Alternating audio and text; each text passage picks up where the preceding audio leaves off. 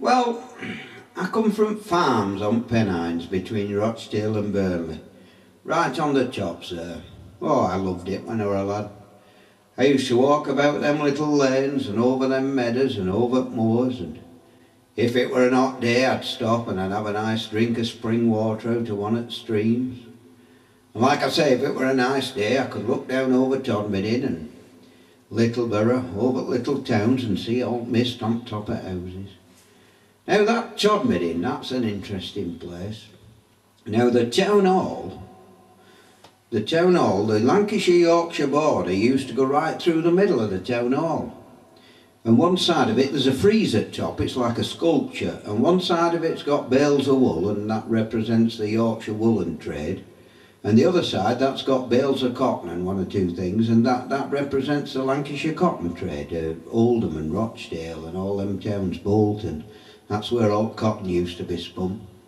Anyway, now the thing is about this town hall, the Lancashire Yorkshire border used to go right through the middle of it, and our house was the same, because our house were in line with it on moors, and our house, the Lancashire Yorkshire border, used to go right through the middle of our house.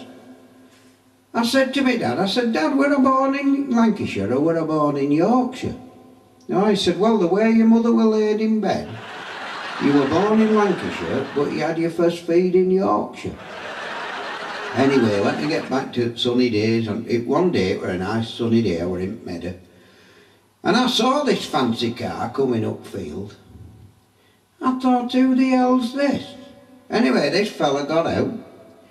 He said, I've come to see you about your Harry. Well, that's the this lad. I said, what's up with him? He said, well, he's been knocking about with my daughter and she's pregnant.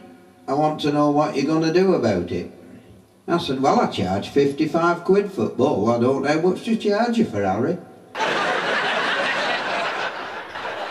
Aye, and let me just tell you now, I better get on to about this, because now in them days farming, it were an hard time, you know, winter time were bad. And old Thompson, he had next farm up from me, further up, and he had a bull there. It weren't doing its job right. It had brewer's droop, it were doing nought. Anyway, he went down Rochdale to that vet and he got these pills. Well, he was supposed to only get bull one, he give it 3. By God, it went in medder, it went mad, it was jumping on one cow after other. It serviced 25 cows in one afternoon. I said, Thompson, I said, what were them pills called? He said, I don't know what they're called, he said, but they taste like peppermint. And talking about bulls, now there were another guy there, I remember this Lancashire farmer, he went to Yorkshire to buy this bull. Well, he set off for Sunday morning and he went over to Tops. He got to this farm in Yorkshire, told farmers leant on the gate.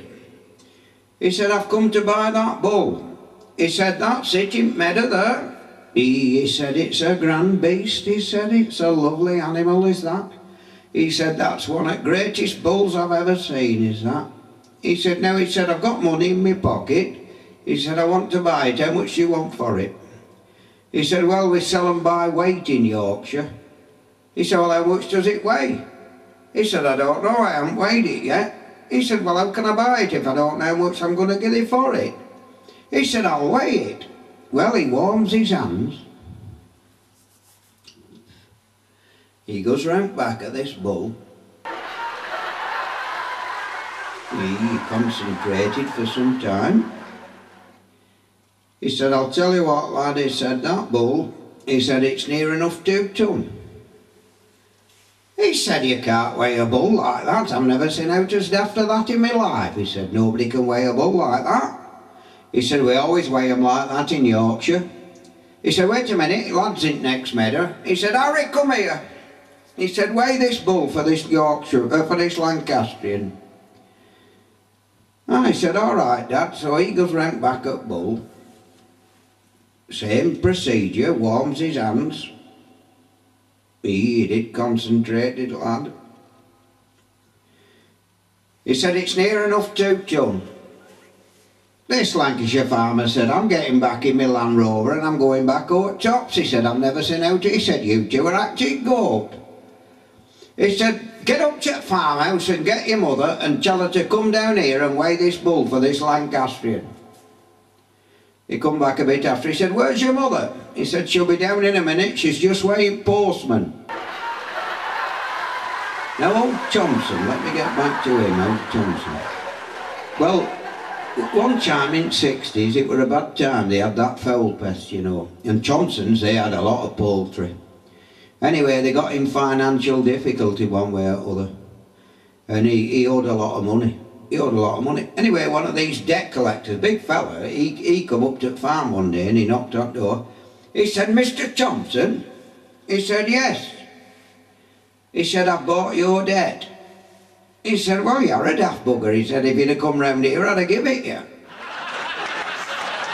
But I'll tell you what now, I went down once on a sheepdog trial down by Bristol there.